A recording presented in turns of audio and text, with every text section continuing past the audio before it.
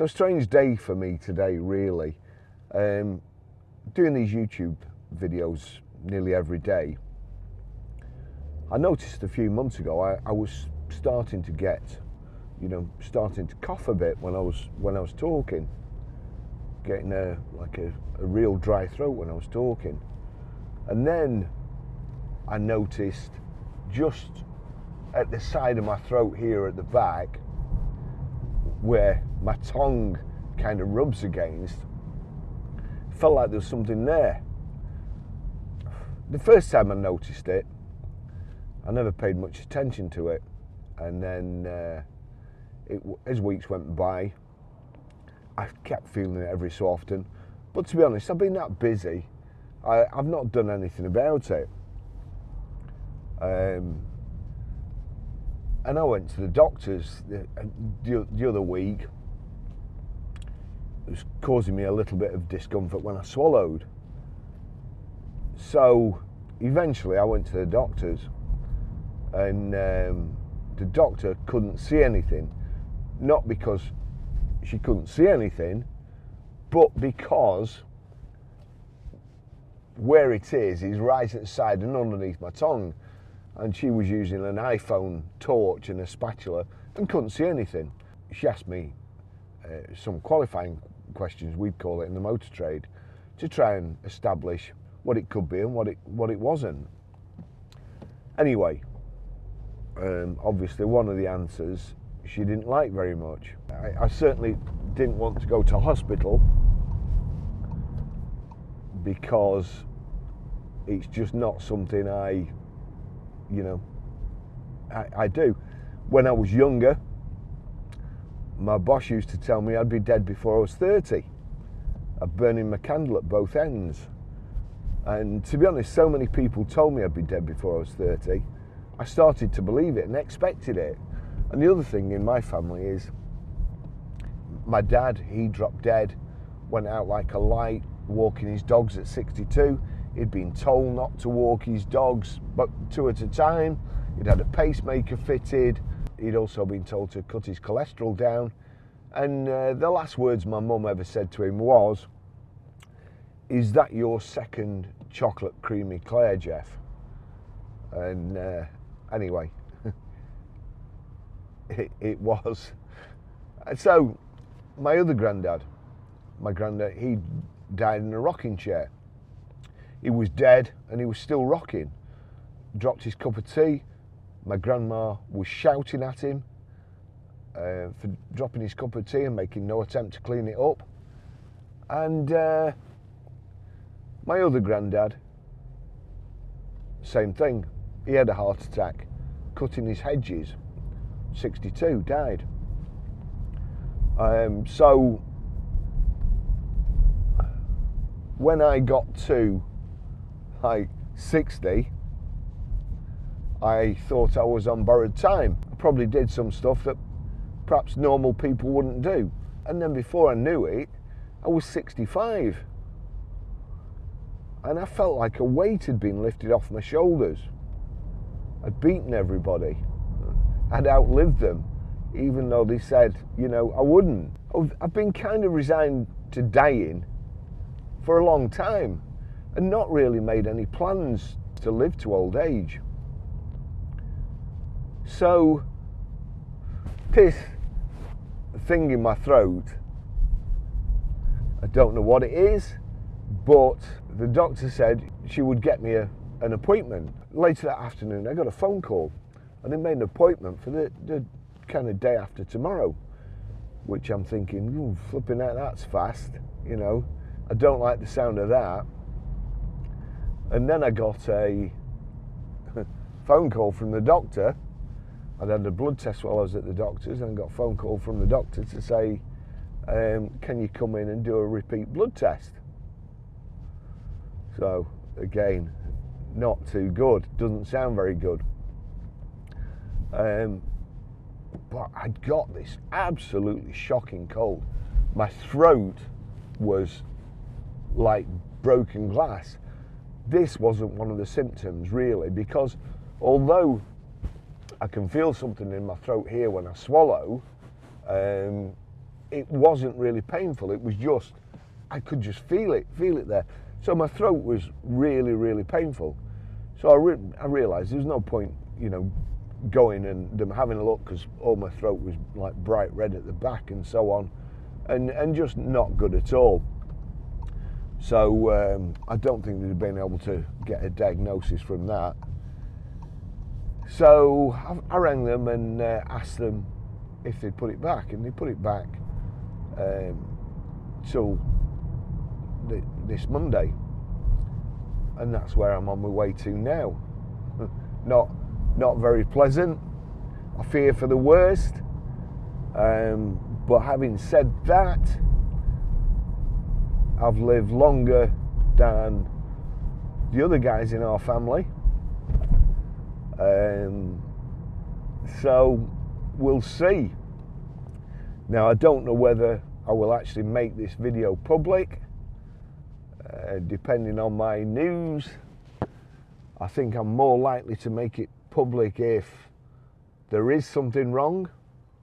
The letter they sent me, you've been made an appointment by your doctor. I'm pleased to inform you that an appointment has been arranged for you at Royal Preston Hospital with Mr. Pahadi's team. Your GP has asked for you to have an urgent hospital appointment within 2 weeks because you have displayed symptoms which may be caused by cancer. It is extremely important you attend for this appointment.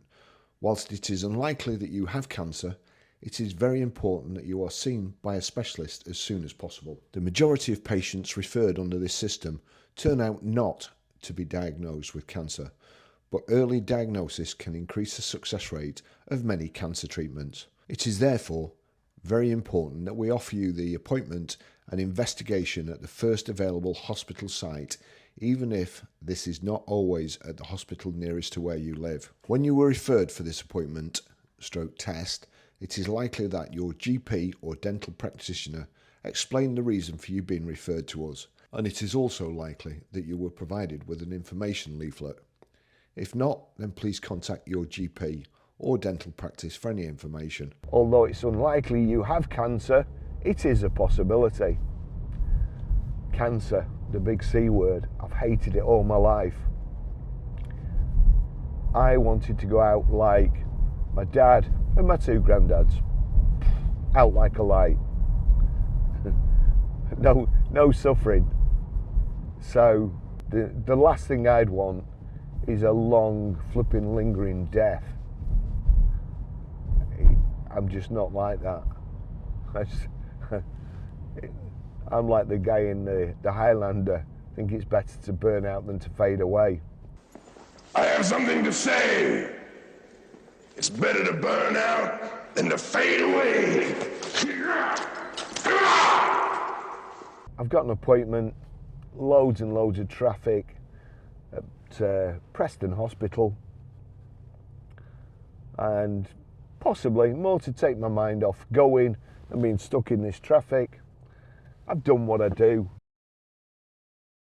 I'm still full of a cold, so whether or not they'll see me, because my throat's still sore from the cold, my glands are swollen here, which weren't swollen when I first went to the doctors. It's like going to a mechanic to have your car diagnosed, and all of a sudden another symptom shows up as well, just to make it harder to do. So whether I will update you about this or not remains to be seen, but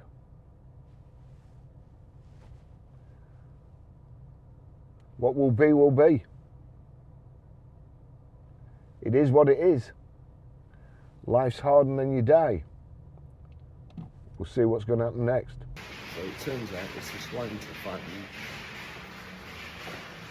and of course it's miles away from where I've parked. Is that the worst thing that happens today? Hope so. We'll see.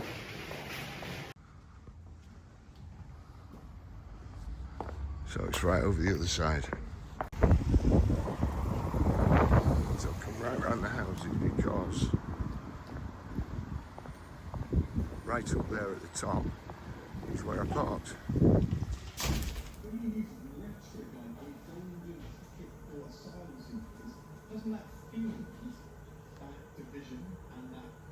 So I've had better days. That was a nightmare. It was all the way over the other side of the hospital, no problem. Got there, lovely nurse called Amber came out to get me, took me in. The specialist was training a young lad, and he asked me quite a few questions. I wasn't totally honest with him when he asked me how long I'd had the symptoms. I put things off, and the funny thing is that it reminded me of when I took my mum to the doctors, and she said the doctor was asking her questions and she was basically lying to him about the answers, saying, oh no, she's no, I'm fine. I don't know why our Barrie's brought me here at all. There's nothing wrong with me. And of course there was something wrong with her. So I take after my mum. So I didn't exactly tell him the truth. This problem with my throat, I noticed it months ago. I hoped it would go away. I have to be dying before I go to the doctors. And I was hoping it would get better. Now, a couple of years ago, and again this all started after I had my last COVID injection, and I hold my hands up. I never take medicines or tablets. I hate taking them, full stop. I'm allergic to quite a lot of things. So I'm surprised that I actually went for the COVID injections, but it wasn't for me, really. It wasn't because I was scared of getting COVID. It was so I could go on holiday. That was the thing that made me have the injections. The last injection I had, honestly, they put the injection, put it in my arm, and as soon as they put it in, I got this like metallic taste in my mouth, and it was almost like they'd squirted the injection into my mouth straight away. And again, I felt I just didn't feel right. And they said afterwards, I said, right, can I go? No, you've got to sit down for 15 minutes. And after 15 minutes, I felt slightly worse. And they said, are you okay? And I said, oh yeah, I'm fine. And then I walked home, and I felt absolutely shocking. And I felt shocking for a few days. And I can honestly say that I've never really felt right since. I've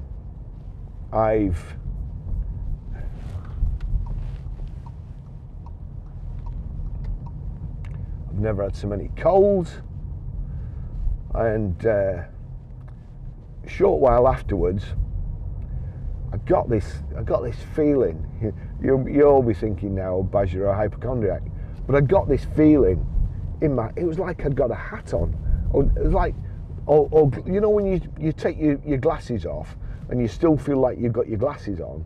It was like that round here, and the back of my neck was sore, and I put up with it for weeks and weeks. Then I went to the doctors eventually, and doctor decided she would send me to the hospital for a blood test. Now the hospital's way over town. As I went out, there's a lovely nurse in our local practice, and I'd got this blood form in my hand, and she knew what it was, and she says, are you going for a blood test? And I said, yeah. Oh, she says, come in, I'll do it for you. So the doctor's is basically at the end of my road, but I was going to have to come all the way to the hospital for a blood test. She did it for me, and she said, I'll just take your blood pressure. So she takes my blood pressure, and I saw her looking at the machine. She says, oh, I think the machine's broken. So, right, okay. So then she goes and gets another machine, same thing. Sends me back in to see the doctor, who immediately then put me on blood pressure tablets. And as I say, I hate taking tablets. And at the time, after COVID, of course, I'd put on weight. I hadn't been exercising as much. I wasn't as fit as I normally am. And I think it had taken its toll. I'd been working, I'd been doing websites at home. I was getting up at like 6 o'clock in the morning and working till 2 o'clock the next morning, making websites, making Amazon affiliate websites. And I wasn't eating properly, usual thing. My blood pressure had gone through the roof. Now the blood pressure tablets I was on for a while, I started exercising, I started eating properly, and my blood pressure came down, and I came off the blood pressure tablets. Got my blood pressure back to basically like as good as an 18-year-old's. And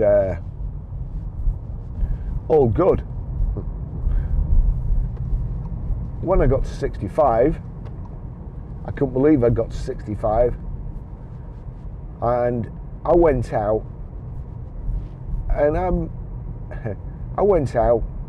I'd been introduced to this bar in Preston called Nico's, and Nico is a larger-than-life character, lovely guy, absolutely lovely guy, and I became good friends with him. Nico likes wine. I like wine. Nico has a wine bar. Nico gets sent samples of wine from all over the world. Really good wines. As I mentioned, I like wine. So, for the last 2 years, I've been kind of partying like I was 18 with a 33-year-old, with my mate who's 33 years old and talks to me and treats me like I'm 33 years old as well. What could possibly go wrong? So my blood pressure started going back up, and gosh, about 6 months ago I went back to the doctors and they put me on these other tablets.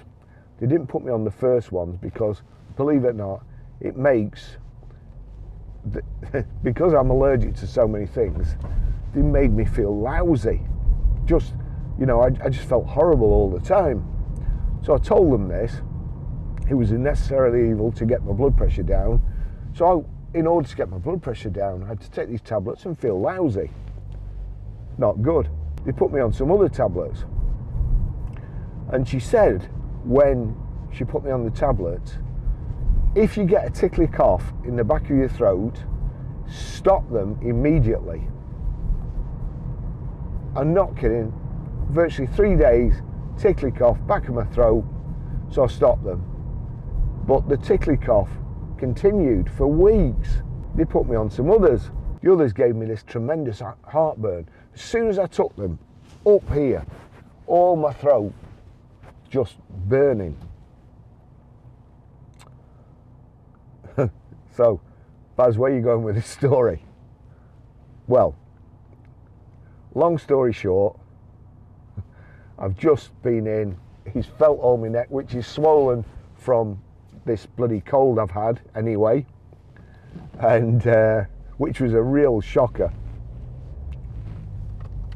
He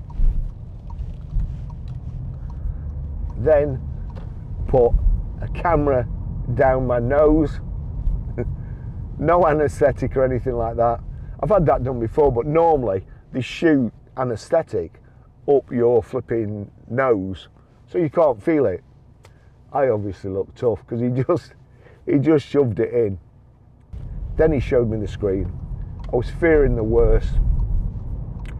But, long story short, I haven't got cancer. But what I have got is a burnt throat, and it's the residue, apparently, after effects of taking these tablets that caused heartburn and all sorts. So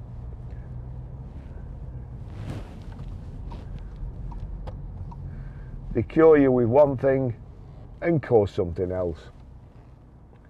Am I happier than I was this morning? Yes. What made me go to the doctors eventually, a couple of weeks ago? I watched a series. The main character had a lump in his throat and he'd got throat cancer. You have cancer.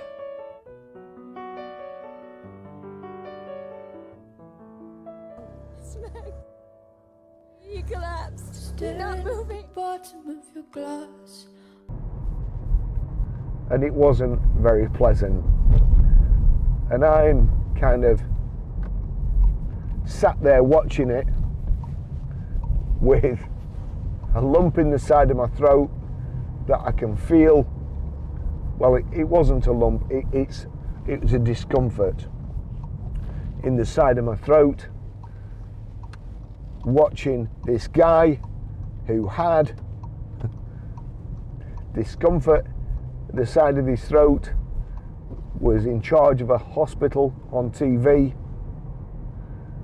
and who got told off by his doctor because he was putting off going to see them. Thanks for watching. See you in the next video. I hope my next video's got some better news. Well, no, it's good news for me. Whether it's good news for you that I'll be making more videos, I don't know. Who knows? Thanks for watching. See you then. Bye bye.